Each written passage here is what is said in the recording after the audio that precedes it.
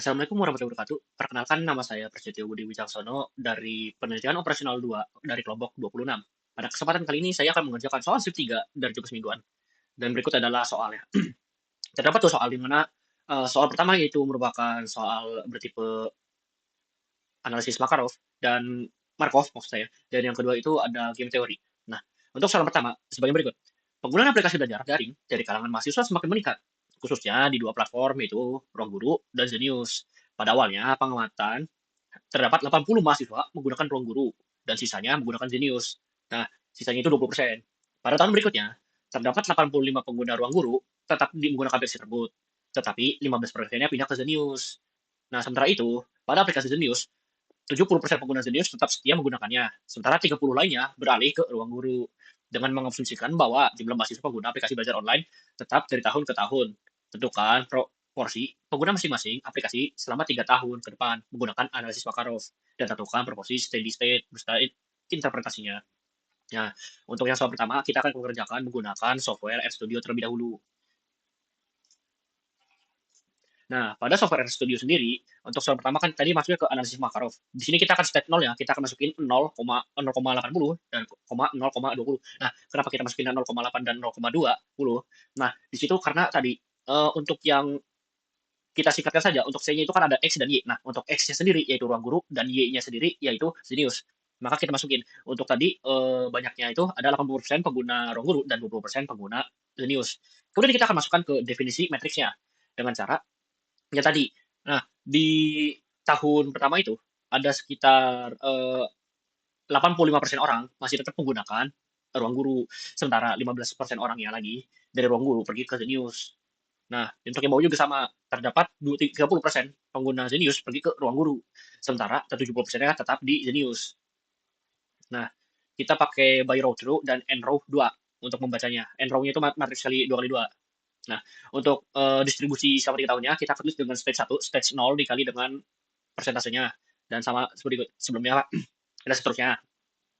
Nah, untuk menampilkan hasil proporsinya, kita dengan cara years 0, 0 itu stage 1, terusnya 1, 2, dan 3. Stage 1, stage 2, dan stage ketiga. Karena itu ada 3 tahun.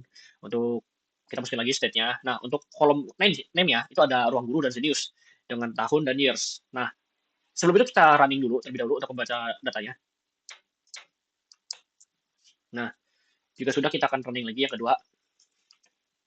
Terus kita running untuk menampilkan hasil proporsi setiap tahunnya. Nah, di sini didapat bahwa tahun ke-0 itu ada 80 dan 20 di Zenius, dan di tahun pertama itu di ruang guru mengalami penurunan sebanyak 6%, dan di Zenius bertambah sebanyak 6%. Nah, di tahun kedua, ruang guru mengalami penurunan sebesar 3,3%,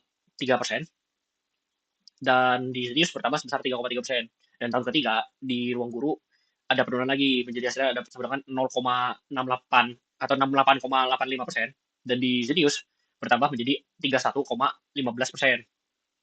Nah, untuk membaca matriks ya, kita menggunakan cara install package EXPM. Kita running terlebih dahulu. Nah, di sini kita akan menunggu untuk downloadnya hingga selesai. Nah, ketika paket sudah bisa terinstall, kita akan mengaktifkannya dengan library XPM.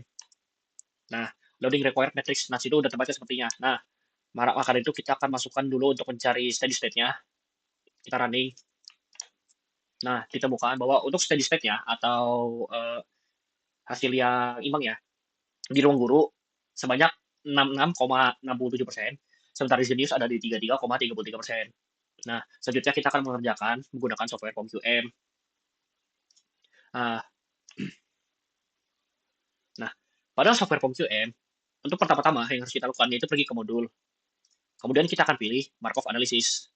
Dan kita pilih New untuk membuat yang baru. Nah, di sini karena tadi nomor of state cuma ada 2, maka kita masukkan saja 2. Terus kita lanjut OK. Untuk stage pertama tadi, itu kita masukkan sebagai namanya ruang guru. Sementara untuk stage kedua, kita masukin the news. Untuk inisialnya sendiri, di ruang guru, yang awal itu, state 0-nya, itu ada sebesar 0,80. Sementara di Zenius ada 0,20. Di ruang guru sendiri terdapat 0,85% orang, dan di Zenius maksudnya di ruang guru terdapat 85% orang yang masih setia menggunakannya, sementara 0,15%-nya itu pindah. Kemudian Untuk di bawahnya itu terdapat sebesar 30% orang yang masih setia menggunakan Zenius. Nah, tapi di Zeniusnya sendiri, maksud saya, terdapat 30% orang dari Zenius berpindah ke ruang guru. Sementara sebaliknya, di Zenius terdapat 70% orang yang masih menggunakan Zenius, masih setia menggunakan Zenius. Nah, setelah itu, kita akan running dengan solve. Nah, di sini didapatkan bahwa state-nya dapat di 66,67 dan juga di 33,34. Segitu saja untuk soal nomor 1. Selanjutnya kita akan pindah ke soal nomor 2.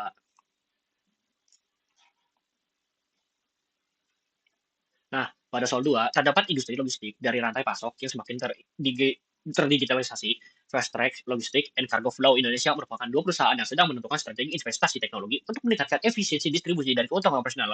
Kedua perusahaan memiliki 3 alternatif strategi di warehouse automation atau WA untuk mempercepat proses penyimpanan pengambilan barang dan smart tracking EOS untuk memantau barang yang real time serta integrated logistic system yang mengombinasikan otomatisasi gudang sistem pelacakan dan kinerja maksimal. Setiap perusahaan akan memilih satu strategi bersamaan tanpa mengetahui pilihan pesaingnya. Dan keuntungan yang diperoleh dalam bentuk jutaan rupiah bergantung pada kombinasi strategi yang dipilih oleh kedua perusahaan tersebut. Berdasarkan kondisi tersebut, buatkan table payoff yang mempresentasikan keuntungan masing-masing perusahaan, kemudian tentukan strategi optimal menggunakan pendekatan teori seperti maksimal minimal dan minimal maksimal atau keseimbangan Nash. Nah, untuk maksimin, itu maksudnya itu, kita akan mencari nilai maksimal dari nilai minimal yang didapat. Sementara untuk minimax, itu adalah nilai terkecil dari nilai maksimal setiap bagian. Kita akan kerjakan menggunakan software studio terlebih dahulu. Nah, pada software studio sendiri, kita akan mengisi paket saja yaitu dengan RPSoft dan MATLAB. Kita running untuk install. Setelah itu kita akan menunggu untuk instalisasi selesai.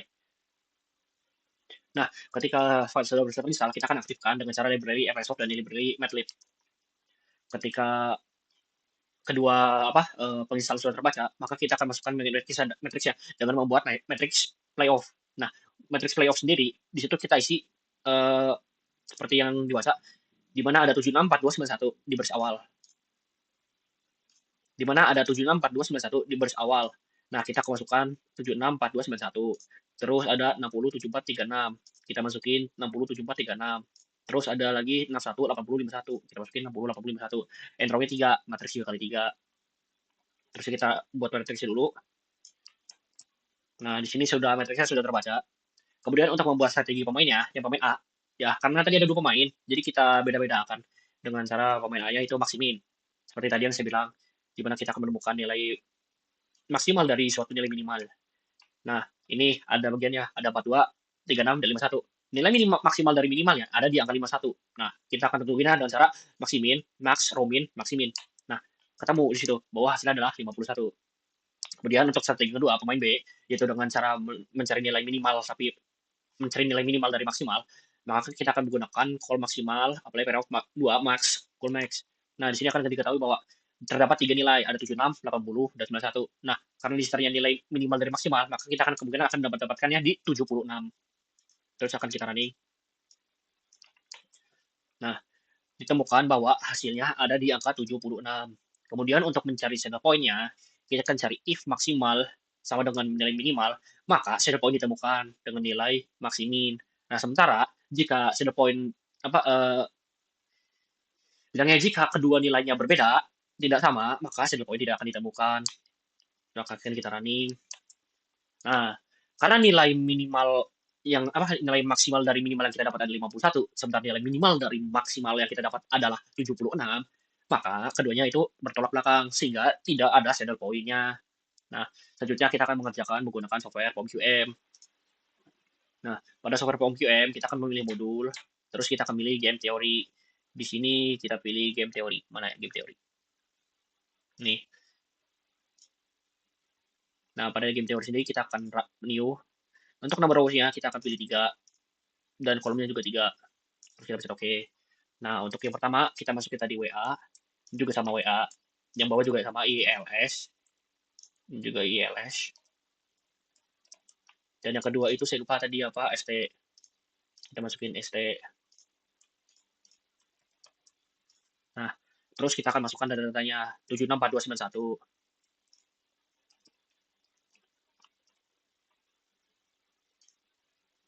6074 36